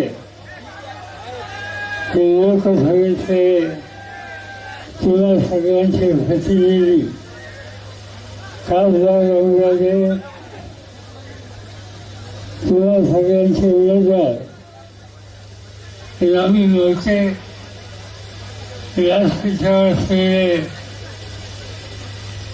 उद्धव ठाकरेंच्या नेतृत्वाखालच्या शिवसेनेचे सहकारी, काँग्रेस पक्षाचे सहकारी, राष्ट्रवादीचे सहकारी आणि अन्य पक्ष ज्यांचा आम्हाला पाठिंबा आहे त्या सगळ्या पक्षाचे सहकारी आणि हजारोच्या संख्येनं लग्नामध्ये या ठिकाणी लोकसभेने अफवा निवडली. लोकसभेची निवडणूक 7 महिन्यांपूर्वी झाली. पण राज्याला तीन मोठ्या पक्षांनी विजय केला. आता महाराष्ट्राच्या विधानसभेची निवडणूक आली आणि आम्ही निकाल घेतला. हे राज्याची सत्ता ज्यांच्या हातात आहे त्याच्यातून महाराष्ट्राचं हीच नाही आणि सत्ता त्यांच्या हाताचं काढून घेतली. सत्ता परिवर्तन करायचं, त्यांचे परिवर्तन करण्याच्यासाठी मी स्वतः असेल, उद्धव ठाकरे असतील, राहुल गांधी असतील आणि आम्ही सगळ्यांचे हजारो सहकारी महाराष्ट्राच्या कानाकोपऱ्यात येतोय, लोकांना सांगतोय की संस्था बदलायची आणि त्यासाठी तुझी साथ हे लग्नाच्यासाठी वेळ लागत नाही. तुम्ही एका भाऊसाहेब बघत नाही, ससा बघायचे. त्यांनी अतिशय चांगली भूमिका मांडली. पण एक गोष्ट सांगायचे, मला तुमची अजिबात पटली आणि ती गोष्ट वर्षात तुम्ही राहिला की या वयात सुद्धा हे मी काय म्हातारं आजचा एक म्हातारं इथं दुसऱ्याच्या खाल्ल्या बसून आलत्या बघितलं होतं का? आणि त्यामुळं मी म्हातारा झालो नाही. हे सरकार बदलल्याशिवाय मी स्वस्थ बदलणार नाही. या लोकांच्या हातात सत्ता देऊन तुमच्या भ्रष्टाची स्वरूप या महाराष्ट्रात होते हे बघितल्याशिवाय मी म्हातारा होणार नाही. त्यामुळं पुन्हा त्याचा उल्लेख करायचा नाही. सशस्तीचा भाग सोडून द्या. सत्ता बदल कशासाठी आणि कोण करणार? 1 वर्षाच्या पूर्वी आम्ही दिल्लीत ठरवलं केंद्रामध्ये काही बदल करता येतील का? राहुल गांधी होते, सोनिया गांधी होत्या, मी स्वतः होते, समाजवादी पक्षाचे अध्यक्ष होते, अन्य पक्षाचे फुलाजी होते. आम्ही सगळ्यांनी बसून ठरवलं की या देशामध्ये बदल करण्यासाठी एक आघाडी तयार करायची आणि त्या आघाडीचं नाव इंडिया आघाडी. महाराष्ट्रात नाही तर देशाच्या कानाकोपऱ्यात लिहिलं. मोदी साहेब ठिकठिकाणी सांगत होते, ज्याचा उल्लेख आता खासदारांनी केला, 4 सोफार त्यांना 400 जागा हव्या होत्या लोकसभेच्या. कशासाठी?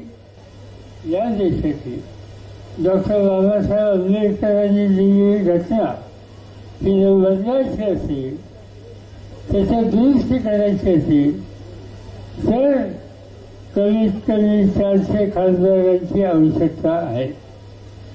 आणि मोदींनी सांगितलं देशाला कि मुझे 400 भाग चाहिए क्योंकि संविधान में बदलाव लाना है.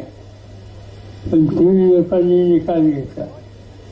ही संविधान ही घटना तुमच्या आयुष्यामध्ये एक प्रकारची स्थिरता देणारी आहे. तुमच्या जीवनामध्ये तुम्हाला पुढे येण्याचा रस्ता दाखवणारी आहे. आणि त्याच्याच हस्तक्षेप कोणी केला तर तुमच्यासारख्या या देशाच्या कोट्यावधी लोकांचा अधिकार हा उद्ध्वस्त होईल. आणि तो चालायचा असेल तर मोदींचं हे म्हणणं ते कधी मंजूर करून द्यायचं आहे. मतदान केलं तुम्ही लोकांनी, मोदींचं युद्ध केलं, प्रचंड मतदान केलं. या राज्यामध्ये 5 वर्षाच्या पूर्वी काँग्रेस पक्षाला 1 खासदार निवडून यांचा आला आणि आमच्या पक्षाला 4 खासदारांच्या जागा मिळवल्या. तुम्ही आम्ही सगळे एकत्र झालो आणि कालच्या निवडणुकीमध्ये 48 खासदार महाराष्ट्राचे, त्या 48 मध्ये 31 खासदार तुम्ही निवडून दिले आणि मोदी साहेबांचा बदल तिथं थांबवायचं ऐतिहासिक काम तुम्ही लोकांनी केलं. या देशाची घटना तुम्ही वाचवली आणि म्हणून घटना आणि माणसाचा अधिकार हे वाचवण्याचं काम तुम्ही केलं. आणि या तालुक्याचं वैशिष्ट्य हे आहे की या मतदारसंघामध्ये सगळ्या देशावर महाराष्ट्रामध्ये 2 नंबरची होतं. या ठिकाणी खासदारांना तुम्ही दिली आणि एक इतिहास निर्माण केला. त्याबद्दल तुम्हाला लाख धन्यवाद हे देणं माझं कर्तव्य. आता निवडणूक विधानसभेची ही विधानसभा तुम्हा लोकांच्या विचाराच्या हातात पाहिजे. राहुल लोकांच्या हातामध्ये पाहिजे. जे जे तुम्ही आमदार निवडून द्याल त्यांच्या हातात ही सत्ता पाहिजे. कशासाठी? सत्ता हातात आल्याच्या नंतर, लोकांनी निवडून दिल्याच्या नंतर लोकांचे प्रश्न सोडवत करतात. मला आठवत आहे 20 वर्षाच्या पूर्वी या तालुक्यातले अनेक गाव असते. 25 वर्षाच्या पूर्वी या तालुक्यातले अनेक गाव असते. लोकांना भेटल्या ठरण्याचं ऐकायला काय मिळायचं? पाणी नाही, शेतीला पाणी नाही, लागणार पीक नाही, दुधाशिवाय धंदा नाही. कसं जगायचं? पण राहुल भैयाला तुम्ही शक्ती दिली आणि देशाचं राज्याचं कारभार हा आम्हाला लोकांच्या हातात आला. त्या संधीचं सोनं त्यांनी केलं आणि आज या तालुक्यामध्ये जास्तीत जास्त लाभ झाले. जास्तीत जास्त नुसते करार झाले नाही तर हा तालुका असता 25 लाख टन ऊस तयार करतो. 4 कारखान्याला ऊस घालतो. एकेकाचा दुष्काळाला तोंड देणार, रोजगार हमीच्या कामावर झाला. आज हा तालुका या तालुक्याचा तुमच्यासारखा कष्टकरी शेतकरी ऊसाची उभारणी करतो, कारखान्याला ओळख करतो. हा चमत्कार तुम्ही लोकांनी दाखवला. राहुल त्यांना निवडून देऊन त्यांच्या अशा प्रकारची कामं तुम्ही या ठिकाणी केली आणि हेच काम सुरू. अनेक गोष्टी करायच्या. शेती सुधारायची, शेतीचं उत्पन्न वाढवायचे, शेतीमालाची किंमत ही वाढवून घ्यायची. तयार झालेला माल जगाच्या बाजारासाठी जाईल कसा याची खबरदारी घ्यायची आणि माझा मर्यादा हा उतरला पाहिजे. त्याच्या घराची वेळ लावं, उच्च शिक्षित झाली पाहिजे. सगळ्यांनी शेती करायची. या धोरणात बदल केला पाहिजे. घरात 2 मुलं असतील तर एकाने शेती करायची आणि दुसऱ्याने राज्यात कुठेही कारखाना असो, कंपनी असो, बँक असो, जिथे काम मिळेल त्या ठिकाणी घरातल्या दुसऱ्या चोराने काम करण्याच्यासाठी गेलं पाहिजे. माझी खात्री आहे की यातनं जी धनसंपत्ती तयार होईल त्यांनी तुमचं घर तर सुधारले पण भाग, तालुका आणि जिल्हा याच्यात सुद्धा परिवर्तन झाल्याचं राहणार नाही. आणि हे काम आज आम्ही लोकांनी हातात घ्यायचा निर्णय घेतला आहे आणि त्यासाठी महाविकास आघाडी हे संघटन तयार केलं. ज्याच्यामध्ये उद्धव ठाकरे आहेत, ज्याच्यामध्ये विनय आहे, ज्याच्यामध्ये राहुल गांधी आहेत, अन्य सरकारी आहेत आणि त्याच्यामध्ये त्याच्या फाशीची तुम्ही आज तुमच्या साक्षीवर या राज्याचा हा चेहरा बदलायचा हा निकाल आम्ही लोकांनी केलेला. अनेक गोष्टी करता येण्यासारख्या आज ठिकठिकाणी आम्ही बघतो. लोकांच्या मागण्या आहेत. पहिली मागणी होती महिलांना सन्मानाने कसं जगायचं. महिलांना अधिकार दिला तर महिला काही जबाबदारी घेऊ शकतात. मला आठवत आहे मी देशाचा संरक्षण मंत्री होतो. अमेरिकेत गेलो. त्या देशाची पद्धत आहे की एखाद्या देशाचा संरक्षण मंत्री आला त्या देशात आणि विमानाच्या खाली उतरला तर त्याला सैन्य दलाचा सलाम असतो. मी वॉशिंग्टनला विमानाचं उतरलो आणि विमानाच्या समोर मला सैन्य द्यायला जवानांची तुकडी होती आणि नंतर बघितल्याच्या नंतर त्यासाठी एकही पुरुष नव्हता. सगळ्या मुली होत्या. लष्करात ह्या अधिकारी होतात. मला आश्चर्य वाटते मुली लष्कराच्या अधिकारी.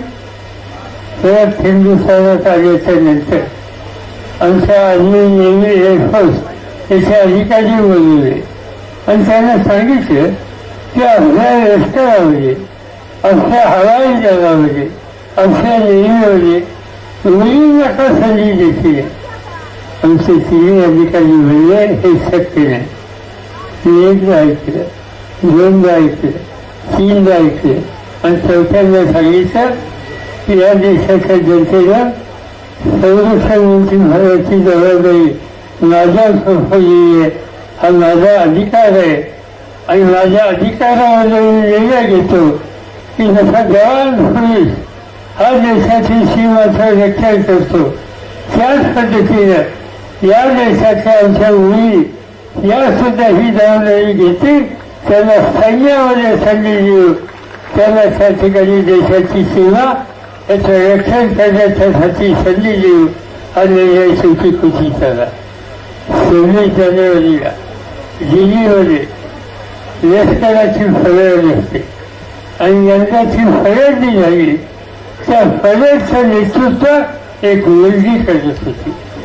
7च्या फरजमध्ये मुली मार्च त्या ठिकाणी करत होत्या आणि जगाला दाखवलं आमच्या मुलीने की कर्तृत्व दाखवायची संधी मिळाली तर या देशाच्या मुली या देशाच्या भगिनी फरजचे काम करतात आणि देशाची प्रतिष्ठा बनवतात. हे जर असं आवडलं असेल तर महिलांना का संधी द्यायची.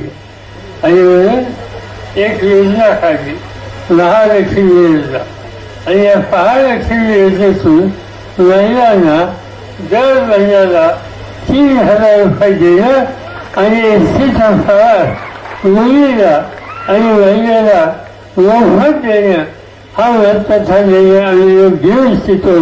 हा निर्णय कृतीच केली. हा निर्णय कृतीच घ्यायचा असेल तर महाराष्ट्राच्या विधानसभेमध्ये आम्हा लोकांचं बहुमत तुम्ही करून द्यायला पाहिजे. राहुल मोठेला निवडून दिलं पाहिजे आणि महाराष्ट्राची सत्ता आम्हा लोकांच्या हातामध्ये महाराष्ट्र विकास आघाडीच्या हातामध्ये हा देण्याचा निकाल तुम्ही घेतला. दुसरा त्याचा उल्लेख या ठिकाणी केला खासदारांनी आणि तो म्हणजे शेतकरी. त्या शेतकऱ्याचं माझ्याकडे देशातून शेतीचं खातं होतं त्यावेळेला एक महत्वाचा निकाल मी घेतला आणि तो काय घेतला त्याला कारण होती. एक दिवशी दिल्लीमध्ये मी असताना बातमी आली की एका शेतकऱ्याने आत्महत्या केली. आत्महत्या केल्याच्या नंतर वडिलांना आत्महत्या करतो याचं दुःख सोहळा झालं. प्रधानमंत्री होते मनमोहन सिंग. मी मनमोहन सिंगांच्याकडे गेलो आणि त्यांना विनंती केली की एका माणसाने एका शेतकऱ्याने आत्महत्या केली त्याचं दुखणं काय हे समजून घेणं तुमचं माझं कर्तव्य आहे. यवतमाळ जिल्ह्यात हे गेलं अजून दोघंही गेली जाऊ त्यांच्या आणि समजून. दुसऱ्या दिवशी आम्ही यवतमाळला गेलो. ज्याच्या घरात आत्महत्या केली त्याच्या घरच्यांना भेटलो. माऊली रडत होती. तिच्या डोळ्याचं पाणी थांबत नव्हतं. एक लहान मुलगा होता 8 वर्षाचा आणि एक नुकतीच लग्नात आलेली मुलगी होती. माऊलीने प्रश्न विचारला तुझ्या माणसाने का जीव दिला. तिला सांगता येईल. ती हजारी वेगळा लागली. मी तिची समजूत काढली आणि तिला विचारलं माऊली तुझ्यासारख्या माणसांच्या ही स्थिती यायची नसेल तर आम्हाला काही निर्णय घ्यावे लागतील त्यामुळे खरं काय ते तू सांग. तिने सांगितलं माझ्या नवऱ्याने कव्हाशीच्या पिकासाठी कर्ज काढलं आणि कव्हाच्या विरोधाला पीक गेलं.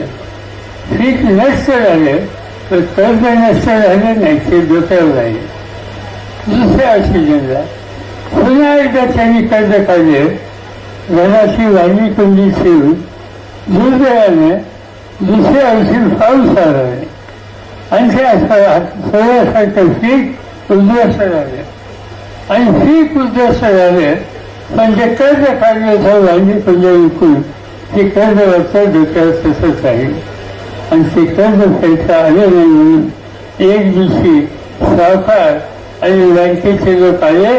घराची वाणी कुंडी बाहेर काढली. कुटुंबाच्या अमृता पंचरावा झाला. मुलीचं लग्न ठरलं होतं त्या वेळाने त्यांच्या घराची वाणी कुंडी बाहेर निघतात. अशा घरात कशी मुलगी घ्यायची हा निकाल घेतला आणि मुलीचं लग्न मोडलं. हे माझ्या नवऱ्याला सहन झालं नाही. दुसऱ्या दिवशी बाजारात गेला, इंजिनची वाची आली, घसा खाला आणि जीवन टाकलं. आम्ही परत गेलो दोघे, जिल्ह्याला गेलो. गेल्याच्या नंतर प्रधानमंत्री आणि आम्ही उसळ हे ठरवलं. हे सगळं काय झालं? शेतकऱ्याच्या डोक्यावरचा कर्जाचा बोजा, त्याची फेडण्याची ऐपत झाली नाही. त्याची माझी कोणी बाहेर काढून त्याचा अमृता पंच लागला आणि मुलीचं लग्न होतं. त्यामुळं त्या देवस्थानाला सहन झालं नाही. बाजारात जाऊन इंजिनची वाटली घेतली, घसा इंजिन ठरला आणि जीव दिला. हे कशामुळे झालं? ते कर्ज वाजायचं आणि म्हणून निकाल हा घेतला की शेतकऱ्याच्या डोक्यावरचं कर्ज माफ केलं पाहिजे. जसा उल्लेख या ठिकाणी केला पवनराजांनी, या देशाच्या 16 उद्योगपतींचं कोट्यावधी रुपयाचं कर्ज हे माफ होऊ शकतं आणि काळ्या आईशी इमान दाखवायला माझा बहुमत शेतकरी आहे.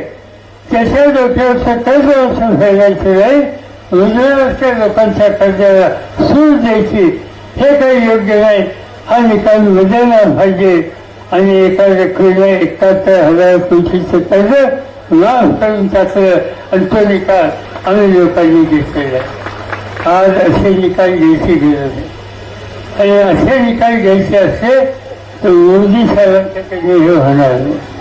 मोदी साहेब बोलायला हुशार आहे, कुठे भाषण करण्याला हुशार आहे, पण असे निकाल घ्यायच्या म्हणल्याच्या नंतर त्यांची हुशारी दिसत नाही.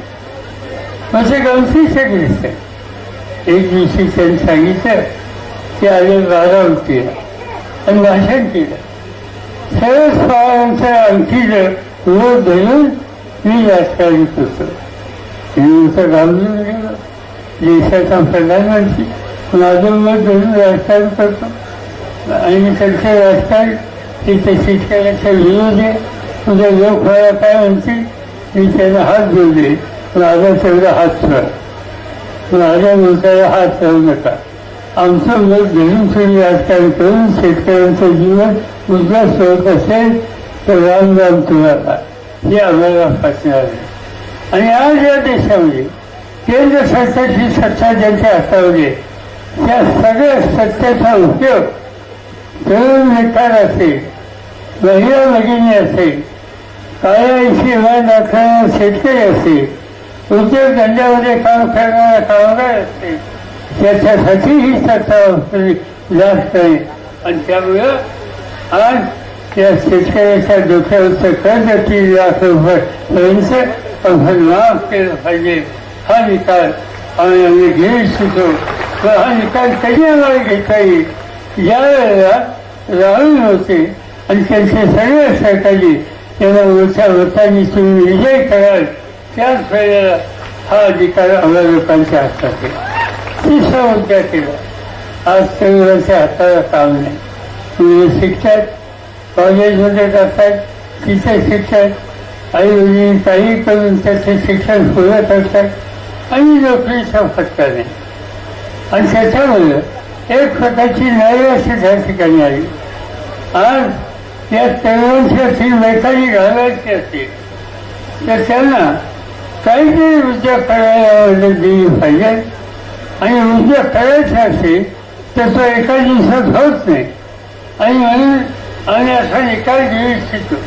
जो तरुण बेकार असेल, ज्याला नोकरी नसेल, अशा तरुणाला महिन्याला 4,000 रुपयाची मदत द्यायची आणि हळूहळू त्याला स्वतःच्या पायावर उभं करायचं. पण हे कधी करता येईल? राहुल गांधी यांच्या हातामध्ये महाराष्ट्राची सूचना दिली त्यावेळी त्या ठिकाणी आणि शेअरची गोष्टी ते कुटुंबामध्ये आणि त्याला या कारणानं माणूस आजारी पडतो, डॉक्टरकडे जावं लागतं, डॉक्टरकडे जावं लागतं.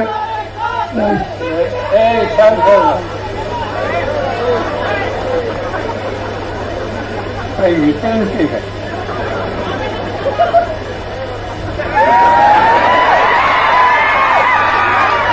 त्याला आवडला दुसरी वाणी गेले असं. तर एखादी व्यक्ती घरात हे आजारी पडल्याच्या नंतर डॉक्टरसाठी देणं अवघड असते आणि त्यासाठी आजारी व्यक्ती घरात असेल त्याचा 25 लाखपर्यंत विमा हा औषधाचा निकाल घेऊन त्याला औषधं मोफत कशी मिळतील याची खबरदारी घ्यायची हाही निर्णय आम्ही घेऊ इच्छितो. हे सगळे निर्णय तुमच्या हिताचे, हे सगळे निर्णय महाराष्ट्राचा चेहरा बदलते. हा चेहरा बदलायचा असेल तर हे निर्णय घ्यायची ताकद अधिकार तुम्ही महाविकास आघाडीकडे दिली पाहिजे. आणि उद्धव ठाकरे असतील, आमचे बाकीचे सहकारी असतील, त्या सगळ्यांच्या माध्यमातून आज हे सत्ता उदय करायचा आहे. ते करण्याच्यासाठी तुम्हाला 25 लाख आले. त्यांचे काउन्सिलर होते, आम्ही तुम्हाला सांगितलं त्यांना तरी नियोजन द्या. ते नियोजन आले. काही दिवस उद्धव ठाकरेंच्यावर होते, नंतर त्यांनी साथ सोडली आणि भाजपवाल्यांच्या फलकीत गेले. आणि असं सांगतात ते काय आधी सांगत होते की विकास आम्हाला करायचा, त्या विकासासाठी आम्ही हे करतो. लोकांना हे फसलं नाही. आता सांगायला काय लागेल.